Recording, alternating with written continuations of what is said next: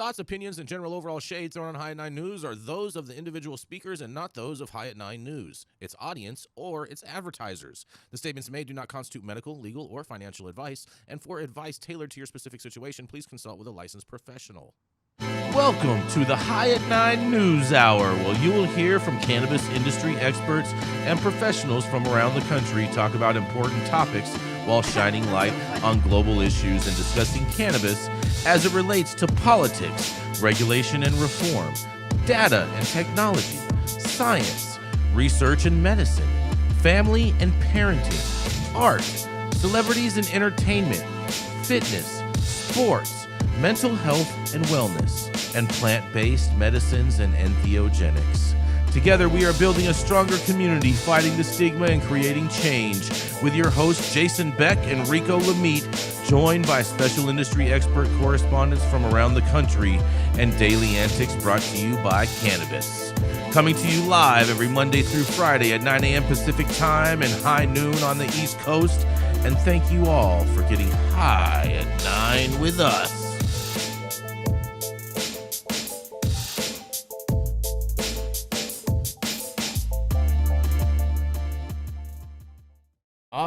Yeah. Good morning, guys. That's right. It is Thursday, December 26th. You made it through Christmas, and today is National Winers Day for all you that just didn't get anything but some socks and a lump of coal. What do you think about that, Rico? Get your wine on, you soft ass Mark ass bitch. Oh, get your wine on. That's cute. That's cute. That's cute. Stone's been doing some whining this morning. Whining. It does no good. It's also National Thank You Note Day today, you guys. Pulls it right out of his ass. Yeah, I bet. And it's also National Candy Cane Day today, you guys. I find that super interesting that it's the day after Christmas that today is National Candy Cane Day. What do you guys think about that? I don't like candy canes. Yeah, maybe people are plucking them off the Christmas tree while they're taking it down. I don't know. I thought people don't take their Christmas tree down until the beginning of the new year. If that's just a real Christmas tree, it's already dead, dude. It's already dying. Like, if you look at my living room right now, it's full of needles and shit. Jasmine better get that shit out. Yeah, but people still smoke Colorado weed, and that weed's older than the Christmas tree. Yeah, shout out to Colorado. Come on, Stone. You know I wasn't going to let you get away with one. I knew it. You know what I'm saying? Stop it. Anyways, thank you all for joining us and getting high at 9 with us. It's also high noon on the East Coast. And please remember to like, share, and subscribe to us on all social media platforms. You can look up above and down below to see exactly where we live on the internet. And we are live every Monday through Friday on YouTube, Rumble, Twitch, X, Instagram, Facebook, and on our very own website at www.highat9news.com. So welcome to everyone joining us from any one of those platforms. And we are going to kick it off with the man, the myth, the legend. That's right, the dope dad himself, the black version of Tim Pool. That's right, with a purple top on today. That's right, it is none other than the man, dope dad himself, Mr. Rico Lamitte. Thank you, Jason. I guess y'all gonna gentrify hoodies now too. White man. All right, why don't y'all get y'all ski mask on? See what happens. Oh boy. Anyway. According to Marijuana Moments, Kyle Yeager, the Government Accountability Office (GAO) is organizing focus groups with cannabis businesses in early 2025 to examine the challenges of accessing banking services under federal prohibition. This follows the failure of bipartisan cannabis banking legislation and a request from 4 U.S. senators: Raphael Warnock, Democrat of Georgia; Elizabeth Warren, Democrat Massachusetts; Tina Smith, Democrat Minnesota; and John Fetterman, another Democrat out of Pennsylvania. They all want GAO to study the economic impacts of the war on drugs and the role of financial institutions in mitigating these effects. So, GAO launched a survey to collect data directly from cannabis businesses to inform these focus groups seeking information about business operations, employee numbers, and banking experiences. These senators listed 6 topics that they asked GAO to investigate as part of one or multiple studies. The first one is, to what extent would allowing financial institutions to bank state-sanctioned cannabis significantly ameliorate any negative economic effects or disparities arising from the war on drugs? If so, to what degree? Second question, What federal actions or policies, regulatory, legislative, or otherwise, would reduce regulatory uncertainty and facilitate the role financial institutions can play in addressing the effects of policies related to the war on drugs, specifically in communities of color who have dealt with negative effects of these policies? Question number 3. Economic effects on federal, state, and local policies to prosecute the sale, possession, use, manufacturing, or cultivation of cannabis, including the collateral consequences of arrests and incarceration. 4. Whether these economic effects differ across the country, including by race, gender, socioeconomic status, or other classifications as appropriate, and whether these economic effects have contributed to widening inequality, including of the racial wealth gap. Next one, if economic effects exist, to what extent, if at all, communities have recovered from those economic effects, especially those communities of high rates of prosecution and incarceration under the war on drugs. Then finally, the last topic was whether state policies to decriminalize or legalize cannabis have significantly ameliorated the negative economic effects or disparities arising from the war on drugs, and if so, to what degree? This sounds like a fool's errand to me. There's like a bunch of different topics. You guys want people to fill out a survey of how the banking would help. How about stop wasting people's time with shit like this? In my eyes, the GAO says studies to report on financial barriers forced by the cannabis industry. The study aligns with calls to investigate how financial services could reduce economic harm caused by the war on drugs, particularly in communities of color. It also examines how legalization efforts have impacted folks across the country, and the initiative highlights ongoing efforts to address cannabis industry challenges, despite legislative roadblocks and political disagreement over the Safer Banking Act and related reforms. That was a lot. So yeah, more studies, studying the studies and asking people to give us your thoughts on these studies. I'm pretty sure after 7 or so years now of studying safer, safest, or whatever the fuck version of safe banking is currently making its way through Congress, we've got all the data needed to validate the need for expanded cannabis banking for legal operators to persist and to keep their shirts on. It's very disheartening to see that there were, I do have to say this, that it was disheartening to see that there were no Republican names attached to the study's sponsors, because we know whatever conclusions are made at the end of this will just be written off as partisan bullshit. Like I said, wasting more people's time. Maybe my colleagues today have better insight as to why that is, but my prediction is in 2025, it will come and go again, and yet again, we will have no banking relief for cannabis operators. At this point, why should we be expecting anything different? I'm Rico Lamitte, the dopest dad on the street for High 9 News. Jason.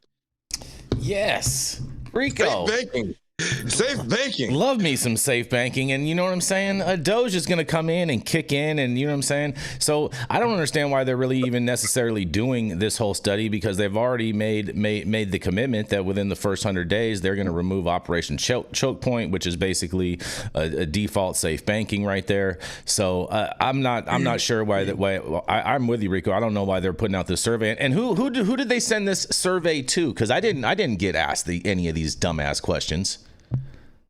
They said they sent it to the GOA. This came from these 4 senators, went and sent to the GOA, and the GAO and the GAO send it out to, it says, cannabis business owners. I don't know. I understand and all these states have lists, and that's what I'm saying. I never got a email from the state of California saying, hey, please fill this questionnaire out for the federal government.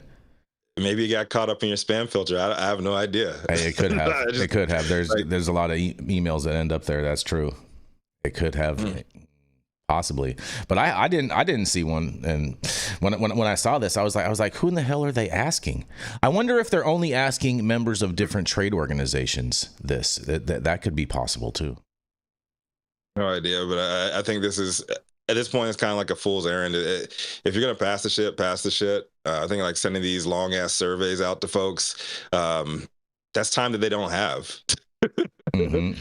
And they're pretty fed up at this point. Like, this is me saying this as a non-operator, though. That's why I wanted to hear from you guys, what your thoughts on it. Rico, I'm like, sure. I know if I would be pissed off. I'm sure you know of some like AI plugin that'll just automatically fill it out on your behalf, right? Just like the AI, just like they use ChatGPT to put this damn study together. It does sound like that, based off a lot of those questions. What do you think about this, Jenny Beth?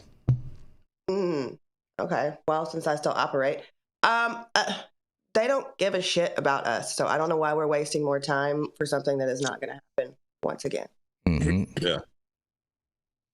Show us different. Mental masturbation. Mm-hmm. They get approval for a study, but at the end of the day, you don't learn shit you don't already know, and nothing gets done. It's the long stroke. Yeah. Yeah. Mm-hmm. Amazing. Chris Brady in the chat, he says they question people as they're leaving church to get the answers to these. That's fantastic. That's pretty good. Midnight mass. Mm-hmm. as you're walking out of midnight mass. Keep on this survey, sir. Mm-hmm. You should hang around Rastafarian churches and ask those questions. Oh boy. Oh, bars. Oh man. Yeah. Stone, I can't believe your girl's not helping you out with your camera, Stone. Yeah, what's going on over there? Stone's having a rough day today. You know. My lovely y'all just met, rolling a joint, knocked the phone down. Uh-huh. So, hey, we're trying to make it work on vacation from Colorado, guys. I love it. My 2 cents. That's a carrot too valuable to give away. They're going to keep that carrot and they're going to keep dangling it for many, many more sessions. Right. Collecting data. I'm studying this, studying that. When Doge kicks in, I think it's going to be a whole different game, you guys. A whole different game. Yeah, all right. Well, whatever, man. We'll see. Mm-hmm. We should one hand is shit in the other. See which one fills up first. Oh, you guys are cute. You guys are cute. All right. Well, we're gonna roll into a commercial, and we're gonna be right back.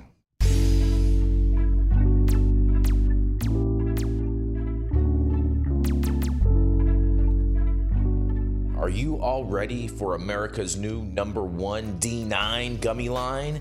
That's right, we are bringing to you Parody Gummy. These vegan gummies are manufactured in a safe harbor facility, so you know they're gonna be clean and safe, and they're not gonna give you any of the runaround. Coming in, we have 3 amazing flavors for you. We have the Raspberry Riots. Also, we have the Sleepy Joes if you need something to help you sleep at night. And if you're feeling like raging and having a party time, that's right, we have the Pineapple Bad Hombre. If you're feeling like a bad hombre, make sure you head over to www.parodygummy.com and secure your bag today. Oh, and we are back, you guys.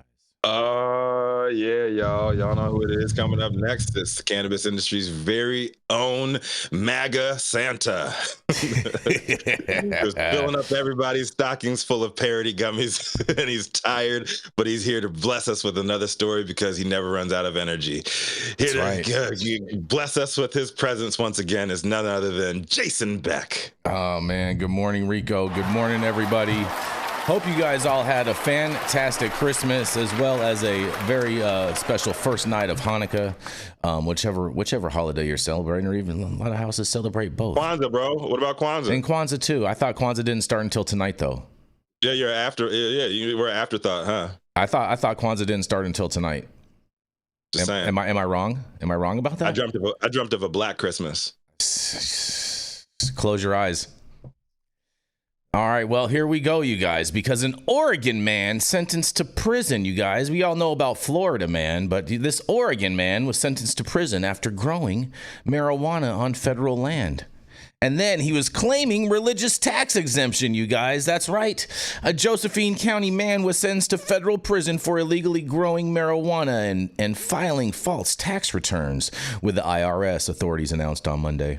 The United States Attorney's Office of the District of Oregon said 52-year-old Stephen Shirley was sentenced to 2 years in prison with 5 years supervised release on December 18th. Shirley was also ordered to pay more than $290,000 $100,000 in restitution to the IRS and more than $12,000 in restitution to the Bureau of Land Management for damaging land with marijuana grows, you guys. The case goes back to 2012 when Shirley began buying Cave Junction properties as president and minister of Earth People's Park, an Oregon-based nonprofit religious organization, according to court documents. After buying a property, Shirley leased the land to third parties and used profits from the lease to buy more properties, officials said. Noting by 2019, he owned or co-owned 21 properties in Josephine County and received at least $400,000 per year through the property leases. In September of 2019, investigators with the Josephine Marijuana Enforcement Team found 16 of Shirley's properties house large-scale, unlicensed marijuana grows. This led authorities to seize more than 15,000 marijuana plants while executing a search warrant in October of 2019. Along with 9 guns, authorities also determined that a portion of BLM land was used for the grows, you guys. That's Bureau of Land Management, Rico, not BLM, okay? During an investigation, authorities learned Shirley not only employed and directed staff to illegally grow and harvest marijuana, but he also sold and delivered it. Later, in June of 2021, authorities executed a search warrants on 11 EPP properties and found Shirley continued to grow and sell marijuana on land that was owned by the EPP and the BLM. During that search warrant, authorities seized additional firearms, you guys. As part of the investigation, IRS agents reviewed EPP's religious organization tax-exempt status in Shirley's records from 2015 to 2018. Discovering that EPP did not qualify as a religious organization and that Shirley used EPP as a for-profit land management company. The agents also learned that Shirley intentionally underreported lease income by more than $1 million, resulting in over $290,000 in unpaid taxes, officials said in a quote. "We thank the dedicated law enforcement officers for their commitment to disrupt the defendant's scheme that damaged public lands and circumvented his tax responsibilities," said Natalie Wright, U.S. Attorney for the District of Oregon. Mr. Shirley tried to profit from the abuse of nonprofit exemptions and illegal drug operations, said Adam Jobs, special agent in charge of IRS Criminal Investigations Seattle Field Office, and also says Wednesday's ruling acknowledges that he's no spiritual leader, you guys.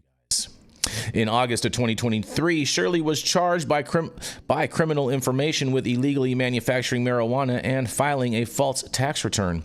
He later pleaded guilty to the charges on March 12th of 2024, you guys.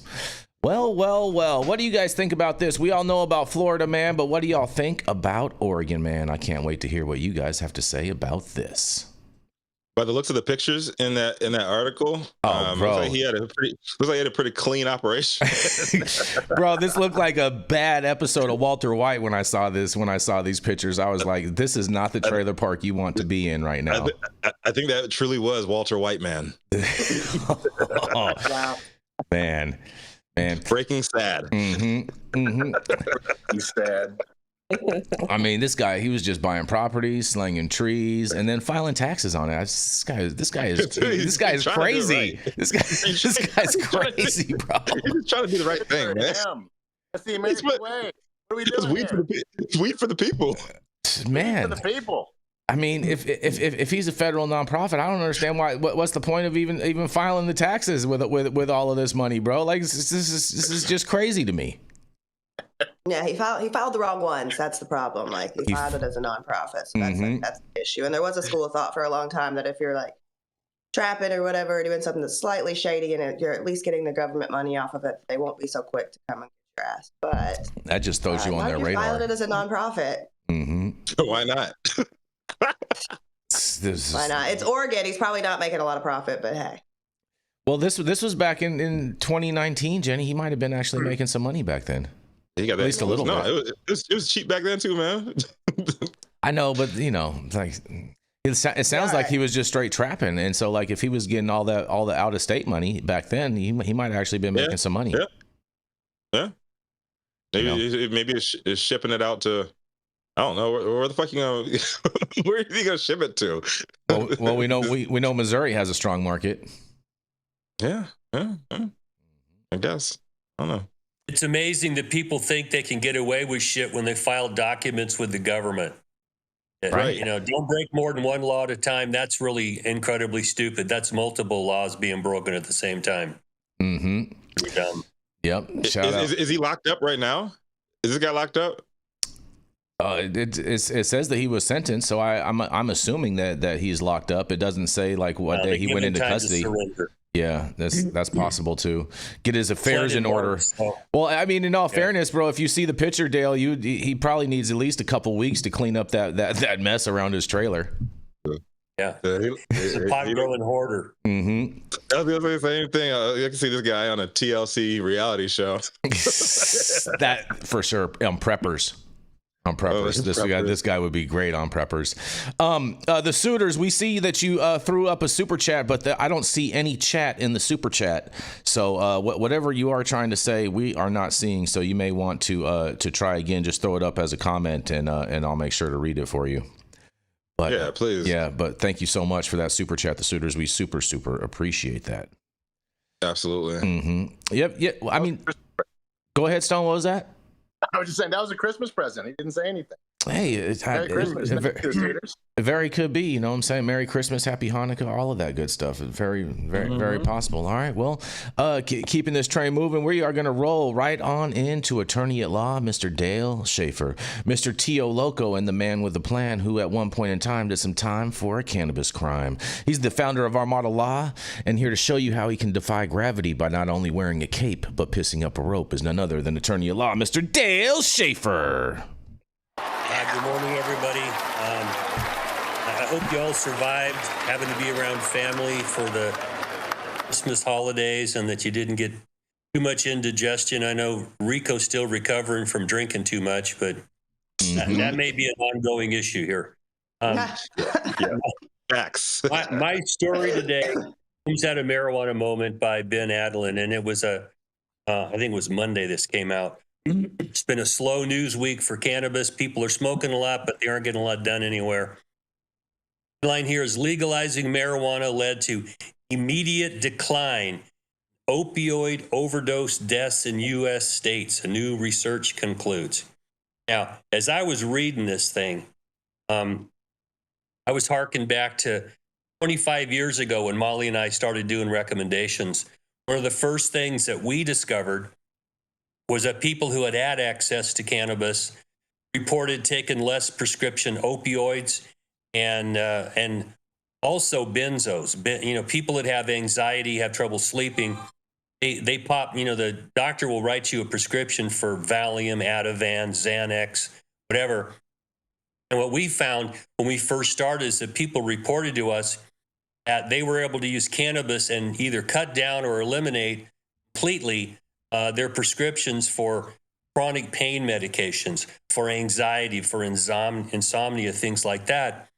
So when we followed up a year later, after we'd asked them, please keep track of this, it was very clear to us that when you have reasonable access to cannabis, it's a great pain medication.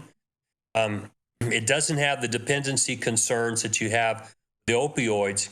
And also, because of all the PTSD patients we've treated, especially veterans, we found out that for their anxiety and their insomnia, they were able to cut down tremendously or eliminate these benzos. And the benzos are horribly habit-forming. So that was our conclusion 25 years ago, that Stevie Wonder can see that if you have access to cannabis, you will cut down on these prescription drugs. So this new study, as I read this report, I just wondered, what are they trying to say here?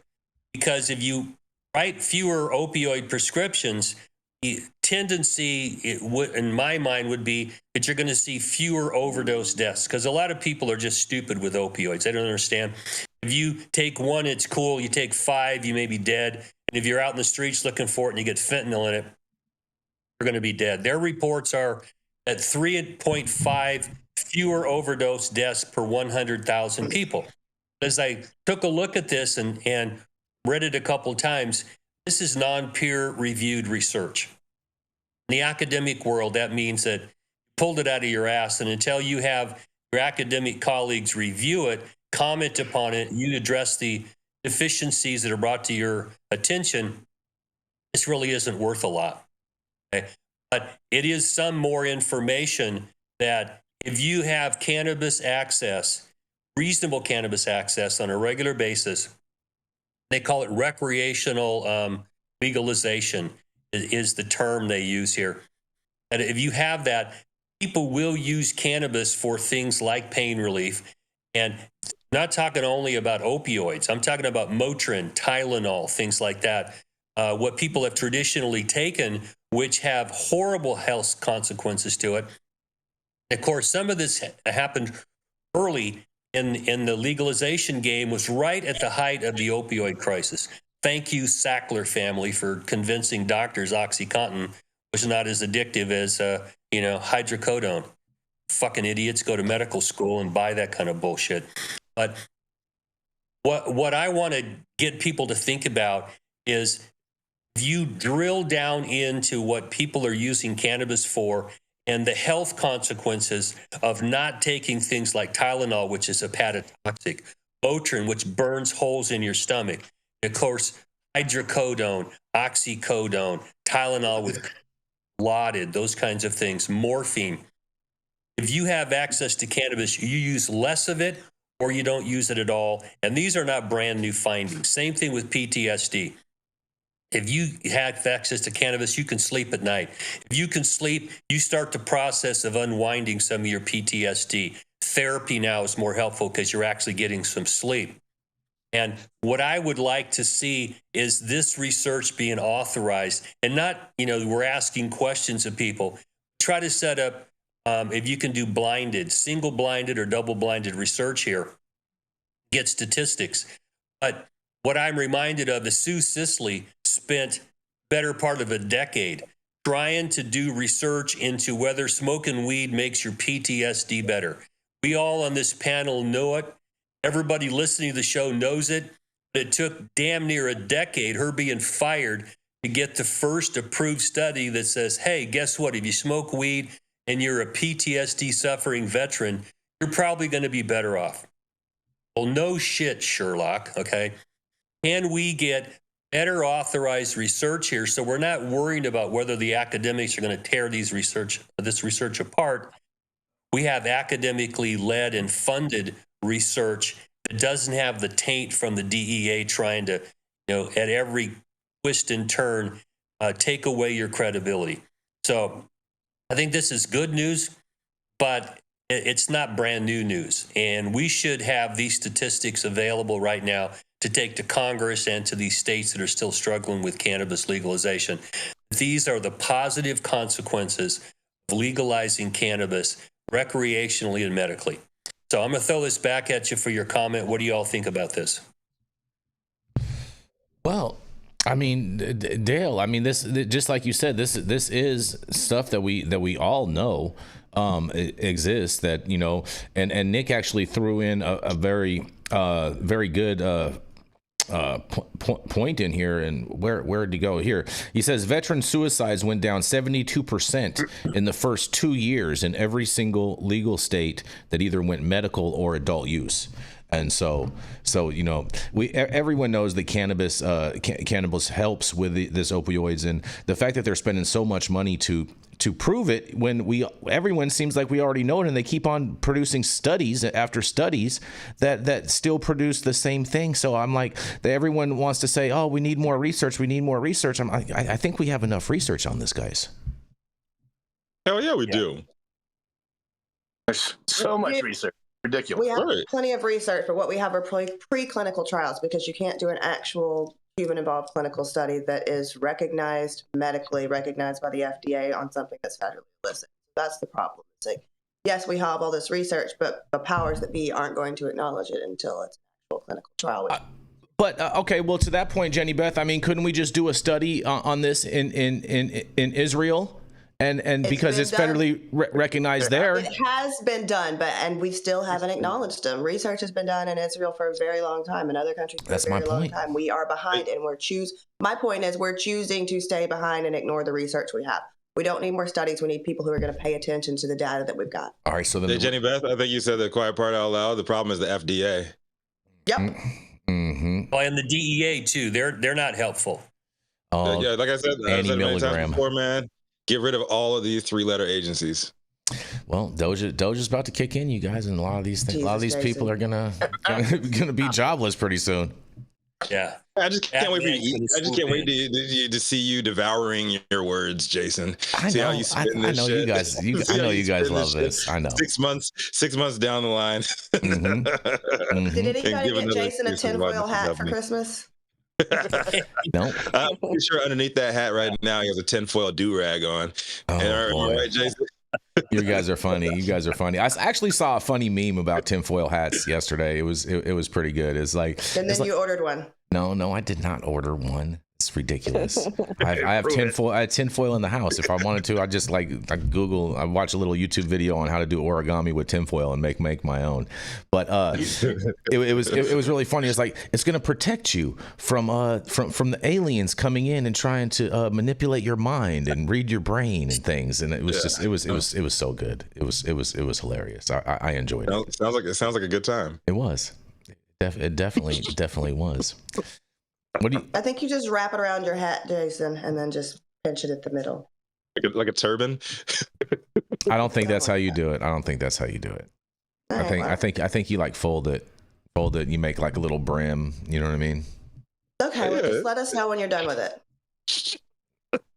I want to see a TikTok tutorial from Jason Beck. Oh, I'm not doing no TikTok. TikTok's going to be gone pretty soon, Rico. Nick Bradley says that Jason wears tinfoil underwear. I'd like to see if there's tinfoil under that hat right now, Jason. Can you show us? Yeah, there is no tinfoil. I can assure you of that. There is definitely no tinfoil. That's cute, you guys. It's true because Jason Beck said it. That's right. Jason Beck is. That's how you know. He's wearing a tinfoil yarmulke under there. Oh God, you guys. If he believes it, it's got to be true. That's how it works. Yeah. I mean, I live in truth and I live in reality, and some of you guys just can't accept that. I understand that. It's difficult for people that live in denial. Okay. You know what I mean? Mm-hmm. Anyways, Rachelle, do you have any thoughts about all of this? Yeah, actually, I really like this story. It's just another piece of the big puzzle to fight addiction and the opioid crisis. And I actually wrote an article today for Green State about a study showing CBD is very effective for alcohol addiction because it can actually affect the part of the brain, the pleasure-seeking part of the brain that craves alcohol. They found, similar studies like this, that it can reduce, opioid addiction as well. So I'm really happy to hear this story. I think we need more of it. Again, like everybody else said, I don't know what it's going to take for it to stick and for big pharma to be knocked down, but it's great evidence. We love to see it. Quick question for you, Rachelle. In that study, what type of CBD was it? Was it like full spectrum CBD? Was it just CBD by itself, or did it mention anything like that? Yeah, it was 800 milligrams of CBD isolate, less than 1% THC. Mm-hmm. The dose was pretty big, but all it took was one dose to reduce these alcohol cravings. So it was pretty interesting. Interesting. That is fascinating. Very. Yeah. Well, these new weight loss drugs are showing some promise in cutting down cravings. Mm-hmm. But my concern is they're brand new and they're only recommended for a year. So when your year's up and you're beyond, is this safe? Now what are you going to do? Besides your butt getting big again, you're going to go right back into your craving mode. And cannabis has been around, since Hector was a pup. Mm-hmm. And it's a hell of a lot safer than these new drugs, got a long history to it. And if we can figure out how to attack the cravings for things like alcohol use, the anticipation dopamine drops that you get from this, and find a way for the medical community to work with the addiction community and try to get people to a point where they're not craving so that they're out drug sick and flat backing and stealing copper and shit like that. I think we have a better future than Wegovy or whatever they're going to use to try to inject into you and get you not to want to drink. I think that's a fool's errand right there. Pharmaceutically driven, it's got a limited life expectancy of about a year. And then what's your next answer? Are we going to learn anything from this? My feeling is no. The pharmaceutical industry wants to make money off of us. And if they can, they're all for it. They don't give a shit what the studies show. They'll keep pumping this stuff at us. They definitely. Big again. What's that, Jenny? Your butt's going to get big again. What are you going to do? Yeah. Twerk. Oh man. I mean, strip clubs will be open, you guys. And on that, we're going to roll into a commercial, and we are going to be right back. I just ordered the summertime strawberry salad when added steak on top here at Anna's. Make sure you do the same thing too next time you're in downtown Long Beach. Come on down and check out Anna's joint on the 400 block of Pine Street. They have amazing selection of beers, foods, and when you come down here to Anna's, you can even challenge me to a game of shuffleboard if you want to lose.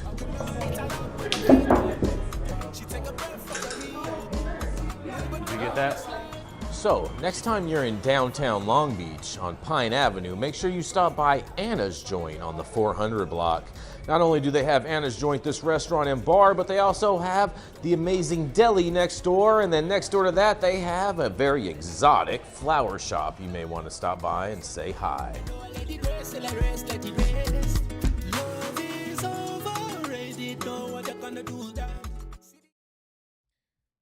And we are back, you guys. Our next correspondent's usually down in the Delta 8 doldrums of Austin, Texas. But this holiday season, he and the fam packed their bags and bowls and hit the mile-high road together, all the way up to Colorado, Land Integrity Weed, and he's here live with us, reporting on how the thing is doing. Stone Slade, y'all. You're muted, my brother. You're on mute, Stone. You know, I told myself when I put myself on mute, remember to take yourself off of me. Yeah. Anyway, I don't, Stone, I'm out of my element. Hold on. It's altitude. Stone, it's altitude, I have a question. Man. I have a question, Stone, before you kick into this, because you got your lumberjack sweater on. Did you actually go out and cut down your own Christmas tree? Oh, dude, I'm still recovering from back surgery. What's wrong with you? Okay. Come on. All right. I mean, you got kids. You got kids. Yeah, I do. It's a. I hate to say it's a fake tree. Oh, it's a prop. It's the prop. It's a prop. It's fuck off. I got a new story. It's a THCA tree. He's got it's a Delta 8 tree, bro. Jason interrupted like it was important. It was important. Funny stuff. All right, we're gonna stick with the topic of research. Jason, I apologize. I did not get this posted for you last night, but here it goes. Have you ever noticed how some people love to claim that cannabis hasn't been studied enough? You know, the ones who insist we don't know enough about its effects or therapeutic potential. Well, here's something to think about. Researchers have published over 4,000 studies on cannabis this year alone. That's right, 4,000 studies in 2024, according to NORML, and they've been cranking out that level of research for 4 years running. In fact, over the last decade, more than 35,000 studies about cannabis have been published. For those keeping score, that's a pace that would make even the most prolific academic blush. I'm out of here, folks. I'm sorry. It is the altitude. NORML's Deputy Director Paul Ementato points out that this surge in research reflects a newfound focus on marijuana's therapeutic activities and a growing interest in the real-world effect of legalization. He's got a point. While some politicians cling to the tired old narrative of what we don't know about cannabis, Ementato says it's time for evidence-based discussions that reflect all that we do know. And let's be honest, there's a lot that we know. NORML dug into PubMed.gov, the National Library of Medicine's online resource, and found more than 49,500 scientific papers on marijuana, some dating back to 1840. And here's where it gets interesting. More than 70% of those papers were published in the past decade. And if you zoom in, you'll see that the momentum isn't slowing down. Over 43,000 studies were published in 2022 alone, setting a high watermark for cannabis research. And what's in these studies? Well, let's take a look. One recent report found that cannabis legalization has been linked to a decrease in opioid overdose rates. Let that sink in. Fewer overdoses, what we were just talking about. Another study showed cannabis can manage certain types of pain just as effectively as morphine. In the medicine world, where we've long relied on opioids with devastating consequences, that's a game changer. And it's not just pain. Medical cannabis is shown to significantly improve the quality of life for patients with conditions like autism, treatment-resistant epilepsy, and others. Think about the relief that brings to people who've tried everything else without success. The research also dives into the broader impact of legalization. For instance, medical cannabis access in Utah reduced opioid use among pain patients. Adding cannabis to prescription drug monitoring programs has even been shown to lower doctors' prescribing of narcotics. Then there's the exciting world of cannabis chemistry. Some studies have focused on minor cannabinoids, those lesser-known compounds in the plant. One, for example, found that CBG has the potential to address conditions ranging from cancer to inflammatory disorders. Meanwhile, other research has explored how cannabinoids, terpenes, and flavonoids interact to unlock the plant's full therapeutic potential. And let's not forget the terpenes, the aromatic compounds responsible for cannabis's distinct smell. A study funded by the National Institute of Drug Abuse found that d-limonene, the citrusy smelling terpene, might ease the anxiety and paranoia sometimes associated with THC. Sure, there's still more to learn, but it's not for a lack of trying. Scientists are working overtime to explore cannabis from every angle: scientific, political, economic, and cultural. As more states legalize and federal reform inches forward, these studies are laying the groundwork for smarter policies and better medicine. So next time someone says we just don't know enough about cannabis, feel free to hit them with this: 35,000 studies in a decade, 4,000 in 2024 alone. And it's not enough. If that's not enough research, I don't know what is. I'm Stone Slade for the High at 9 News. See, again and again and again, more and more and more research, you guys, more and more and more research. And everyone keeps saying we need more research, but I think we have plenty. No, what they're saying is we need more money for the studies so we can benefit off the fact that we're doing this redundant work. I actually agree with that. I agree with that. They're trying to justify their means. I agree with that part, Jenny. Maybe they just haven't found nothing yet, man. That's why they got to keep on researching shit. Where's the negative? Well, the counter to it is, they have plenty of funded studies from decades upon decades of studies that say that cannabis is bad and whatnot, and we all know that there was no studies that were funded that would prove any benefit of cannabis until recently. So, but now they're gonna put 35,000. 35,000 studies data into a large language model and just let AI run the entire industry. That's what's going to happen, Jason. I mean, that's what Doge is going to do. Doge is going to do away with all the operators. Are you saying? Have a bunch of Tesla robots running everything? That's what's going to happen, Jason. Well, wouldn't it be Grok? Wouldn't it be Grok that's going to be running it then? Yeah, they're going to pipe in all of these studies, all the data from these studies into Grok, and Grok is going to say, like, oh, yeah, well, it's really important that we have a billionaire running the cannabis industry and just do away with everybody else and just more money into Tesla stock. Mm-hmm. I mean, he's actually closer to being the world's first trillionaire, but okay. I wonder why. I mean, money talks, bro. It's the golden rule. The one with the gold makes the rules. Yeah. Mm-hmm. White House is for sale. Oh, God. Hey. That was what we left and came over here and formed a new nation to get away from. The one with the gold makes the rules. No. We left because of overtaxation without representation, Stone. Same. Yeah. A little bit of the same thing. Not to mention they wanted to take our guns, and you know what I'm saying? We're all about that, pow, pow, pow. Yeah. I just don't know why we just keep on having all these studies. They're just telling us the same shit. Like even the ones that go against the grain, like those are very, very few and far in between. I feel like we have so much data now that present this shit to any sane person and be like, yo, it should be legalized. How about you look at this data right here? I remember back in the day when they're like, oh, we don't have enough data. We don't have yes, we do. You're gaslighting the shit out of us by telling us we need to study more. We need more research on this. Sure, there's different pockets of information, like niche studies that we don't have much on, but overall, you have plenty to move on banking. You have plenty to move on legalization. You have plenty to move on cannabis as real medicine. Do the right thing and just push it forward. and make money off of it. How about that? And all this research stacks up. All this positive research stacks up. Where is the research that landed it on the Schedule 1 list in the first place that's making us have to fight this fight? Didn't exist. It wasn't there in 37 after Reefer Madness, and they got that stupid the Marijuana Tax Act through. The problem we have is that the people who make the decisions don't care about the truth. Most information we pass along is bullshit. So when you're focusing on truth, people are like, I don't want to hear it. La, la, la, la, la. I don't want to hear it. And a lot of it boils down to these core beliefs people have, and they do not want facts to disrupt their core beliefs. Because, mama taught them this is bad, and I don't care what your study says. I don't care.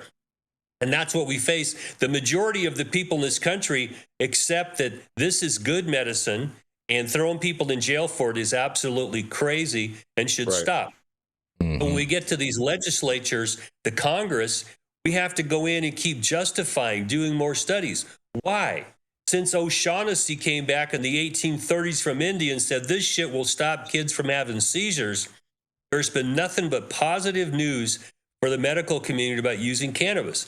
But still, here we are. Well, I don't know, maybe another study. Yeah, fuck your studies. See? Pharmaceutical companies, if they could get a patent on this molecule, they go in and change a little part of it and patent it, this shit would be legal before the end of 2025. You can bet money on that. But since they can't do that, here we are arguing and fighting and mentally masturbating about whether smoking weed gives you an appetite, takes your pain away, helps you sleep at night. Stevie Wonder can see that. Here we are arguing about this shit. It's crazy.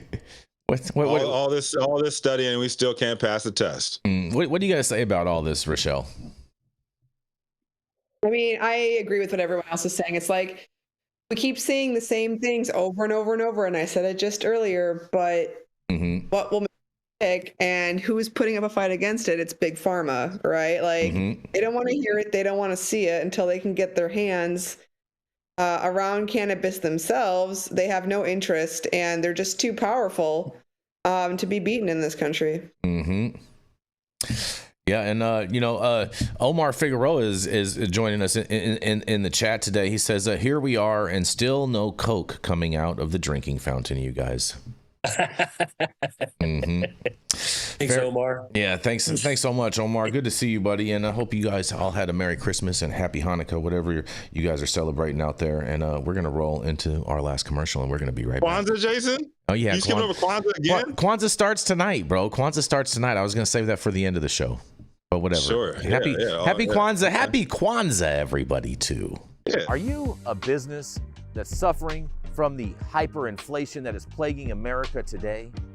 We have the solution for you. That's right, Patriot Business Financing. Head on over to www.patriotbfc.com and apply for a loan up to $2 million.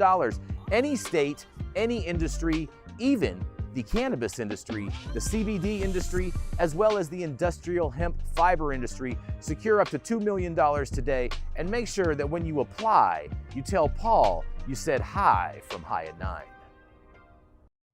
Oh yes, and we are back, and we are going to roll right in to the woman who had her first Christmas as a married woman. That's right, it is none other than Miss Rachelle Gordon. She is the editor at Green State, and she has a special treat that's going to take you guys out of this world. And man, her little story is like a little crystal ball, I think, of what's going to happen in the future. I can't wait for you guys to hear this one. It is none other than Miss Rachelle Gordon.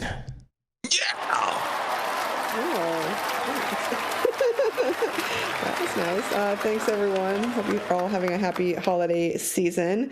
My story, I actually published this a few days ago on Green State, courtesy of Dennis Walker, who broke the story, the mycopreneur. So let's get to it. Critical warning issued. Mushroom products. What could they be? Let's find out. Psychedelic mushrooms are definitely having a moment. The potential health benefits of psilocybin are revealed. More Americans are turning to shrooms as a way to improve mental health. However, magic mushrooms remain illegal on the federal level.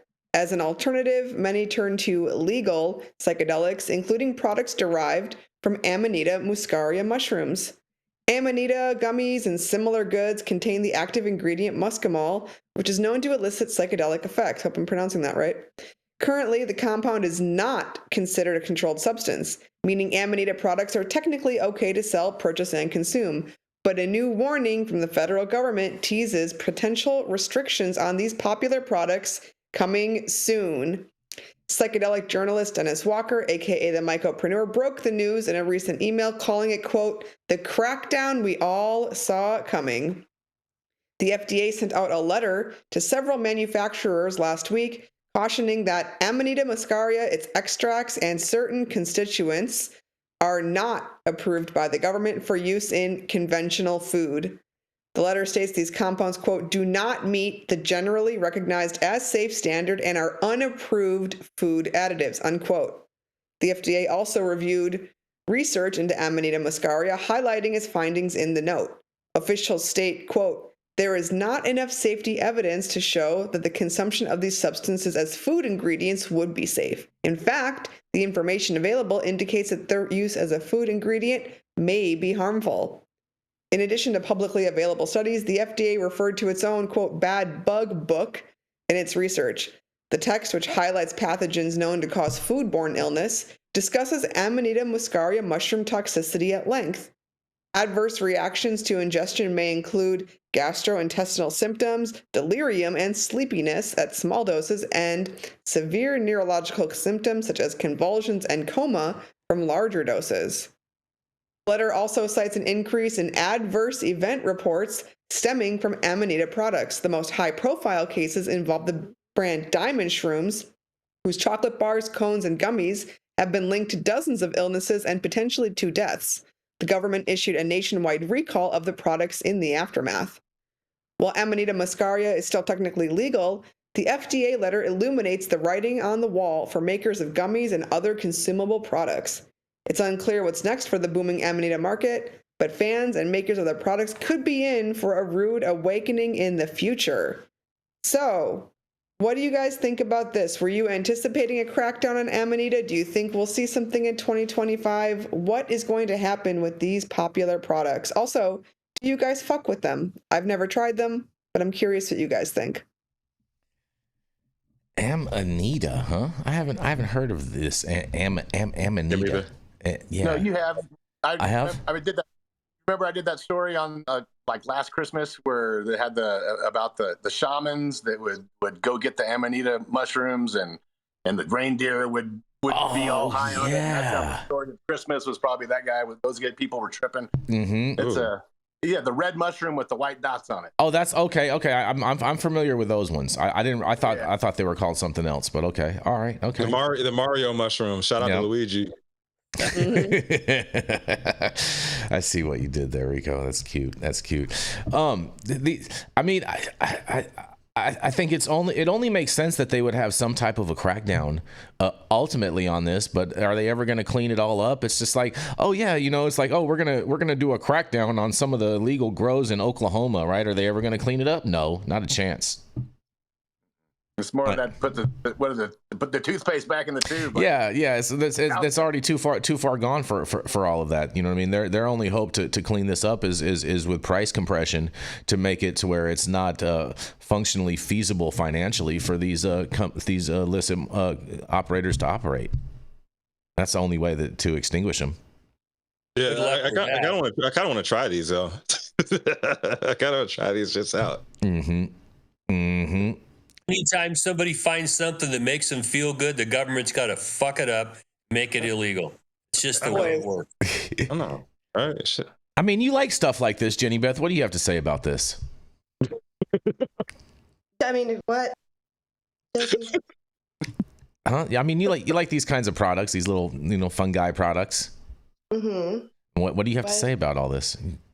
We'll see. I mean, I don't know. We'll see. We'll see, huh? I mean, time will tell, and we all will see.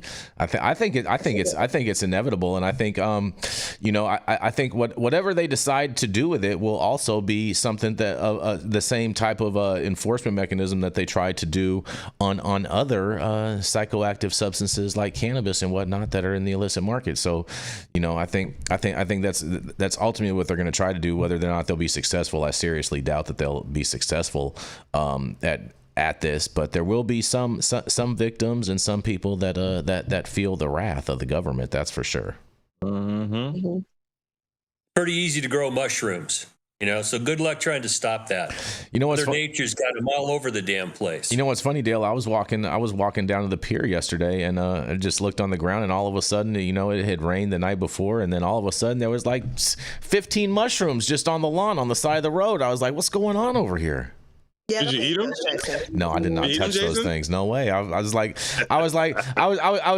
have the thought though. I was like, oh yeah, and Jenny wants to complain about me throwing roaches on the ground, and meanwhile we got these mushrooms that these dogs are just gonna eat when they're just walking down the thing, and they're gonna get sick. What do you gotta say about that, Jenny? Not all mushrooms are like that, Jason. There's a difference in you smoking something and throwing it on the ground. It's something that just happens because God put it there. Dogs are not as stupid as us. They don't eat those mushrooms that kill them. I don't know. I saw him eating the mushrooms. Yeah. Okay. You saw it.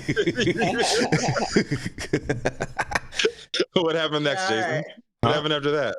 I don't know. I didn't stick around to find out, bro. I was trying to make a smooth getaway, bro. I didn't want to be an accomplice in anything like that, or be, you know what I'm saying? Yeah, sure. Sure. Of course, we believe you. Anyways, I don't care if you believe me or not. This final commercial, Jason. No, we already did our final commercial. We're rolling right on into Miss Jenny Beth's story. Okay, let's do it. All right, so up next, I think she's are you fully recovered with us today, Jenny? She is not, bro. You could tell she has not been that spunky today. I think she's just sleepy. Waiting for the psilocybin to kick in, right? Because Jason says, you're into things like that, whatever that's supposed to mean.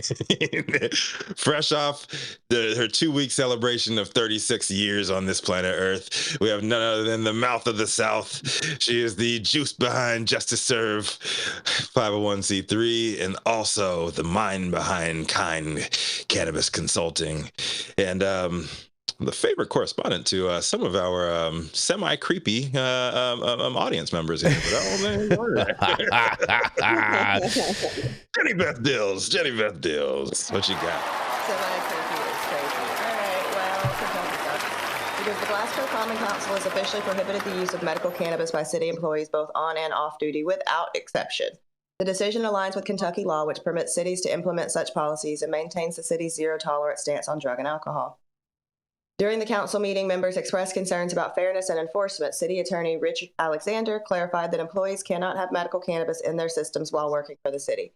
Comparisons were drawn to policies regarding alcohol and prescription drugs, but council members noted the lingering presence of cannabis in the system makes it unique. Councilman Joe Trigg suggested the policy might need to be revisited as the state and federal laws evolve. Currently, Kentucky law protects cities from liability for prohibiting medical cannabis use among employees. City officials emphasize that federal restrictions such as those affecting commercial drivers and police officers also influence the decision, along with the potential impact on federal grant eligibility. There it is.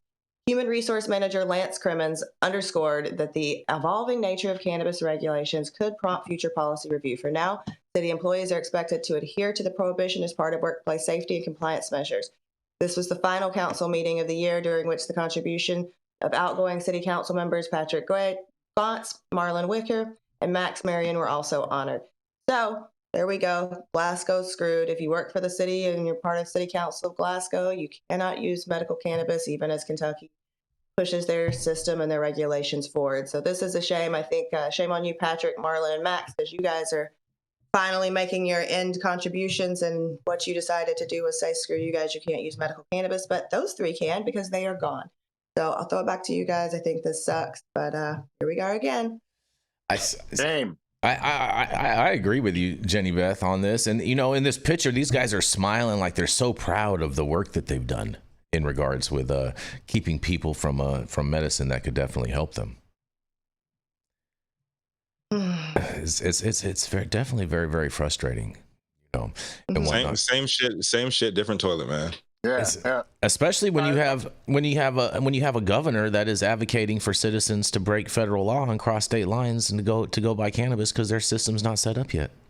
Well, I mean, they said it right there. They're worried about federal grant eligibility, right? So it's about the money. It's about their ability to take money in from the federal government and get federal grants. But that's just ridiculous, Jenny Beth, and you know that. That's a ridiculous reason to be justifying that behind this.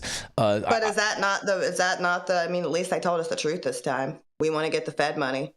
I mean, I get it, but I feel like they need a new city attorney or someone, or they got bad legal advice, Dale. Yeah.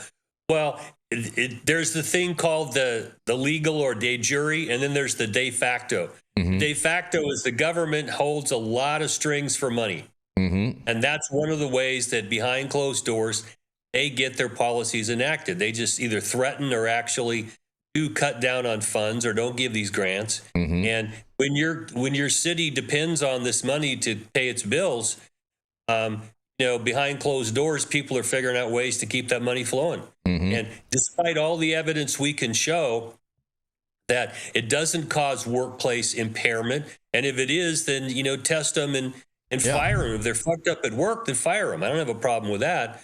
But because cannabis hangs in your system for up to a month, how do you use it off the clock and not have metabolites in your urine? Mm-hmm. You just can't do it. So there's their justification. Oh, it's in your urine. Well, so what? Mm-hmm. So what? And Nick Bradley had another good point in the chat. He says law enforcement is allowed to use cannabis in California, and they haven't lost any federal resources.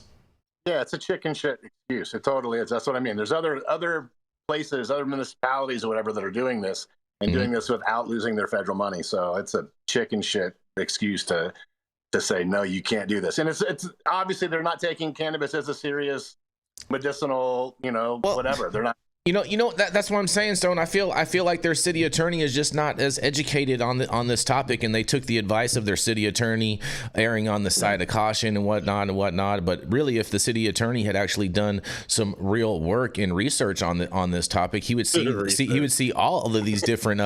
You like that? He would have seen all of these different 35,000 studies. Exactly. He would have seen all these different municipalities that have proceeded with allowing for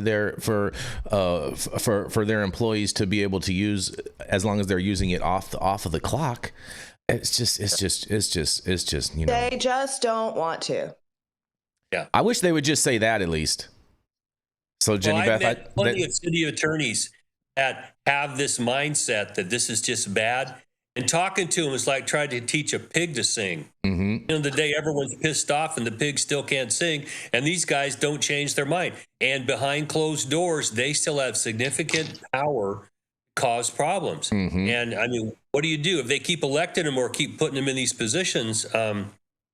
It's difficult to crack this nut. Well, you know how to make a pig sing, man. You got to bring out the bacon, baby. There you go. Bring up the heat. Bring out the bacon. Mm-hmm. Yep. Bring out the bacon, you guys. Look at that. Look at that, Rico. We did it again. We're making it on time today. This is 2 days in a row, like a little Christmas special going on. Yeah. 3 minutes over ain't bad, is it? But thank you all for tuning in for yet another episode of High at 9 News. You can catch us live weekdays 9 a.m. Pacific and high noon on the East Coast. Big shout out to the super fans getting their comments posted live on the big screen. We had the Suitors. Yes, the Suitors. We still don't know what he was trying to say, but you know what? We do appreciate it. The Suitors. Maybe he was trying to say Happy Kwanzaa, Rika. Yeah, man, it's a $5 holla.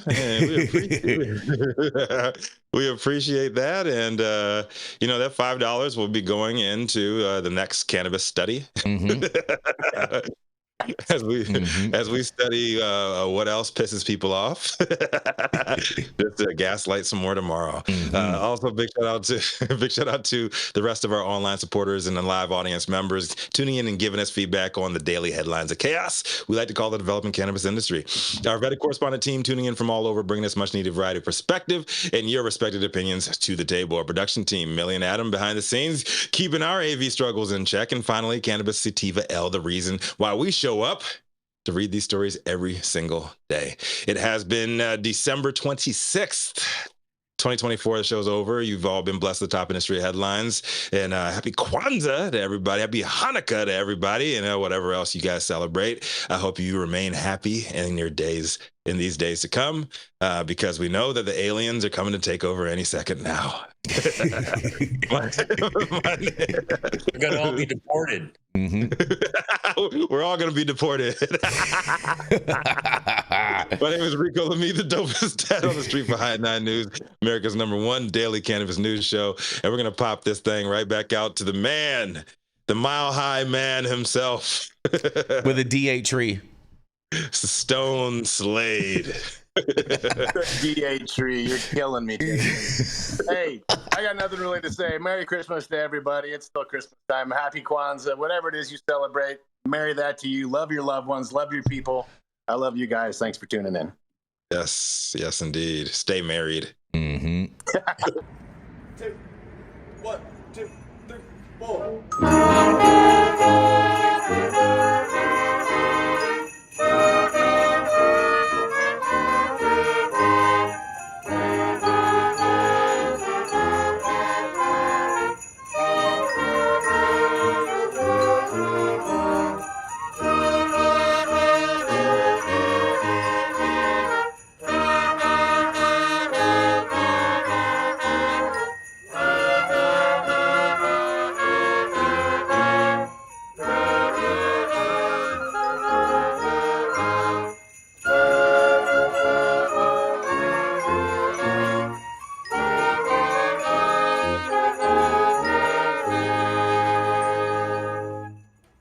Very nice, you guys. Merry Christmas.